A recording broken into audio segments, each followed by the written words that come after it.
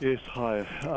Phew, what a day. I think basically the Greek election did allow for a relief rally. It's amazing how that actually faded out, especially in Europe through the day. And basically, I think still the critical indicator to watch at the moment is Spanish and Italian yields.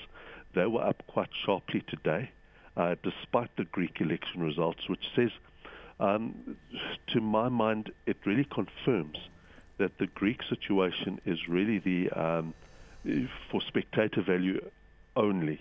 It's largely priced into the market. The big problems are Spain and Italy, and to a certain extent France. It was interesting to see French bond yields also climbed a little, not a lot, but nevertheless a little.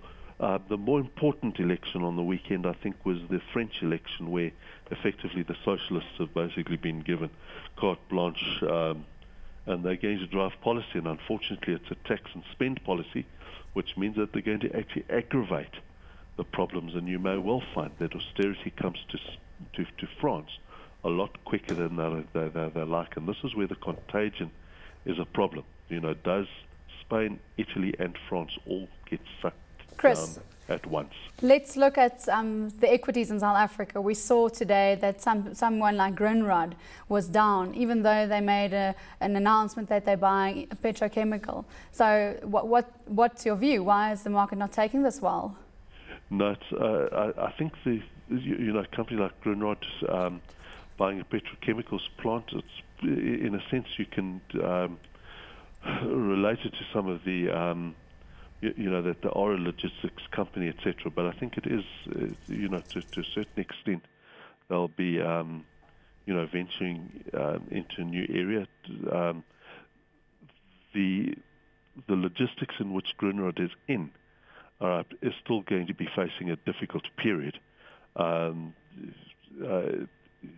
With global trade, that seems to be under pressure at the moment. Chris, yeah. Then, and we look at something like Ellie's today in the small cap arena. They rallied, they closed 11.5% higher.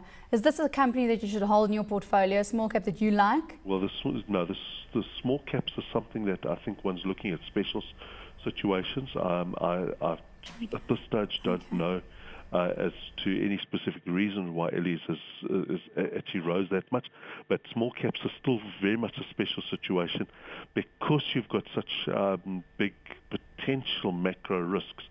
One would look for still, or one would anchor one's portfolio in the large caps that have strong balance sheets. That's been a theme now for some time. Coming to the larger caps, we saw that Truist did very well today as well. They came out with that share buyback. The market liked it. It closed up. Some of the other retailers closed down.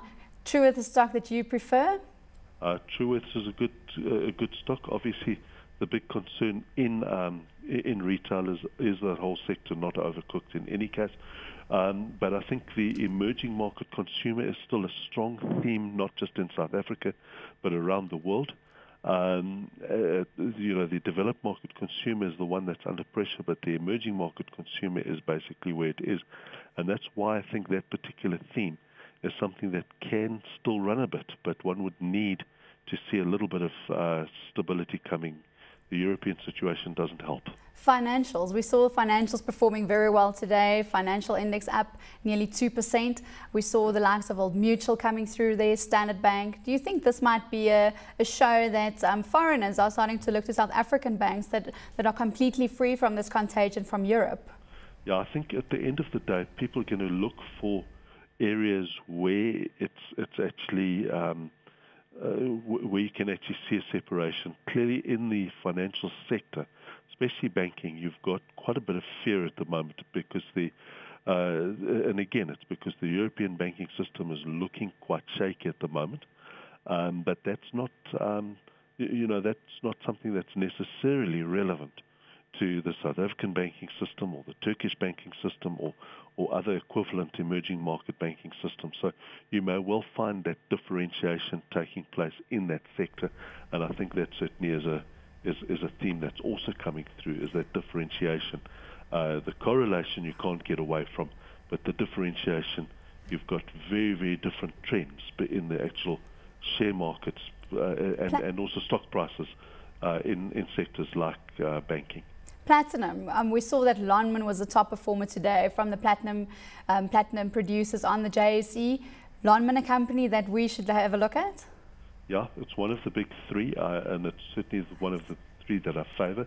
The platinum price, at least, is also enjoying a bit of a resurrection in recent days. It really was hammered a few weeks back, and I think with that you'll find, with the recovery of the platinum price and the weakness of the rand, the two went together very nicely. We had and that would have supported that. The resources sector also not far behind the financial sector today, up 1.6% on the close. So that was a pretty strong start, just ahead of the overall market performance. That was Chris Hart from Investment Solutions.